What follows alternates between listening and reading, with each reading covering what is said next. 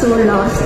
Early this year, ang dami ko down sa sarili ko, ang dami ko. Inamin na ng personal ni Catherine Bernardo at Daniel Padilla na totoo ang mga ibinalita ng talent manager at vlogger na si OG Diaz na silang dalawa ay hiwalay na at tinuldukan na ang kanilang pagsasama. Ang malungkot na kumpirmasyon ng Kathniel ay magkasunod nilang ibinahagi ngayong araw ng Huwebes, November 30 sa pamamagitan ng magkahiwalay na series of Instagram posts kung saan inilahad nila ang bawat damdamin sa loob ng 11 years nilang pagsasama sa loob at labas ng trabaho nila sa showbiz at mensahe sa isa't isa ngayong wala na sila.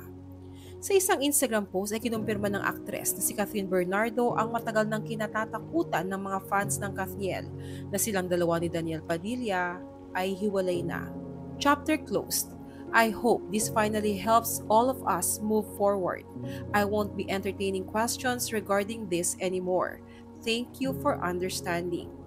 Kasama nito ang isang mahabang pahayag ni Catherine na inumpisahan niya sa pagbabahagi ng lumang litrato nila ni Daniel, nakuha noong nagsisimula pa lamang sila at mga bata pa. Nakasaad sa mensahe ni Catherine, I've been in showbiz for almost 21 years now, 12 years as the one half of Kathniel, and 11 years as someone who loved Dij even behind the camera. I didn't grow up in this industry constantly being controlled and dictated on. I was lucky to have had the best guidance and support system when I started my career, and I've continuously worked hard to earn people's trust.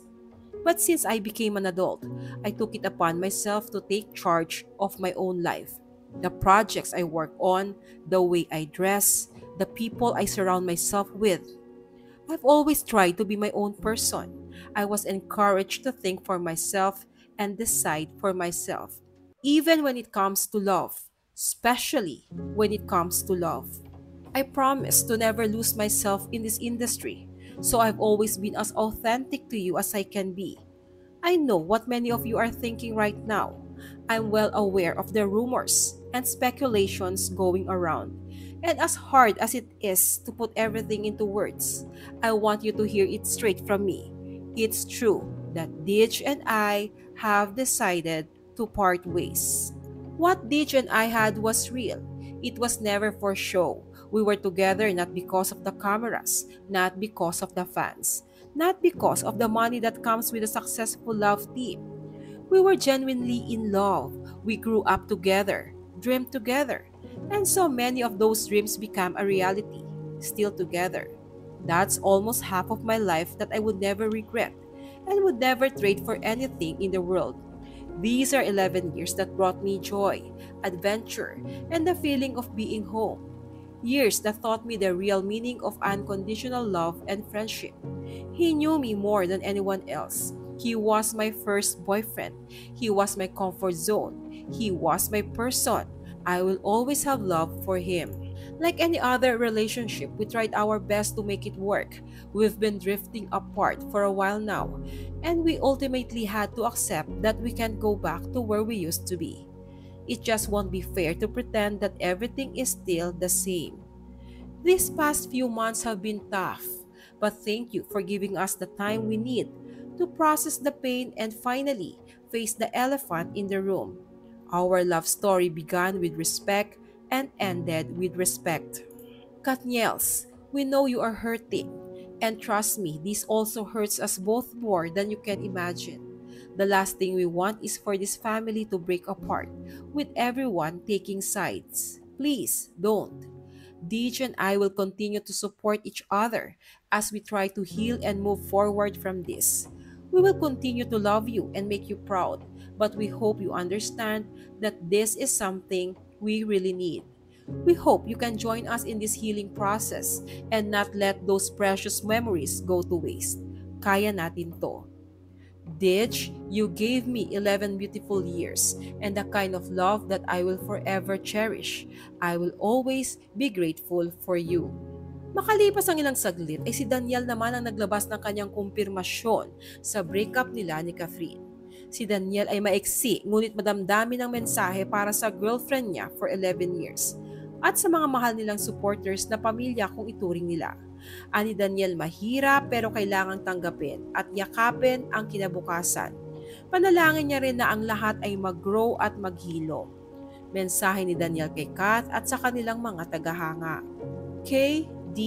Pag-ibig. Sa mundo, buhay at sa limitadong oras na tayo ay nandito, isang malaking biyaya ang pagmamahal, ang mahalin ka at mahalin mo. Ang mga alaala natin ay lagi kong baon sa aking puso at magiging liwanag sa mga madidilim kong araw.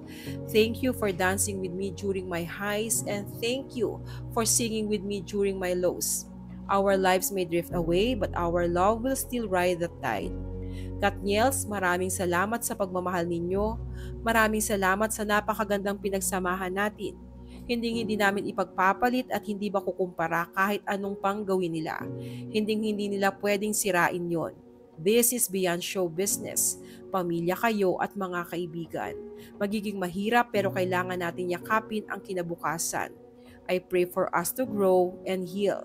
Bal, ang pagmamahal ko sa iyo ay walang hanggan at walang katapusan. Gaya ni Catherine, nag-post din si Daniel ng lumang litrato nilang dalawa kung saan mga bata pa sila at masayang nagkukulitan sa snow. Dumagsa naman ang mensahe ng suporta at pagmamahal kina Catherine at Daniel mula sa kanilang mga kaibigan at mahal sa buhay tulad ni Vice Ganda, Joshua Garcia, Marco Gumabaw, Ogie Alcacid at marami pang iba. Sa huli ay ipinost ni Daniel ang litrato ni Catherine na tila masayang nakatanaw sa kanya sa may bintana kasama ang mga alaga nitong aso na tila ba ay nakangiti itong nagpapaalam sa kanya. Ilang saglit lang makalipas ang breakup announcement ng Katniel ay mabilis na nag-trend sa X ang pangalan ng aktres na si Andrea Brillantes.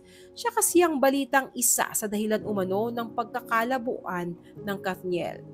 Naging sunod-sunod rin umano ang pag-unfollow ng mga artista kay Andrea matapos ang breakup announcement ni Catherine.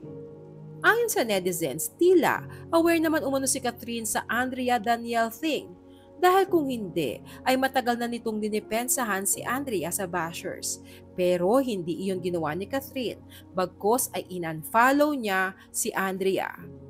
Anang isang commenter, if that Andrea issue is not true, she can also speak up gaya nung ginawa niya kay Richie and the silent reposting about Chin and Seth. Prove yourself innocent. Ang daming blind apologist. Sinasamba pa rin si ate girl. Samantala, ang breakup announcement na ito ng Katniel ay siya namang kumpirmasyon sa mga balitang inilabas ni OG Diaz na siyang nagsimula ng Katniel breakup rumors noon, kung saan umani ito ng kaliwat kanang batikos mula sa Katniel avid supporters. Sina Daniel at Catherine ay produkto ng love team culture sa industriya ng showbiz na siyang dahilan kung bakit nahirapan silang aminin agad sa publiko, lalo na sa mga tagahanga, ang tunay na estado ng kanilang relasyon.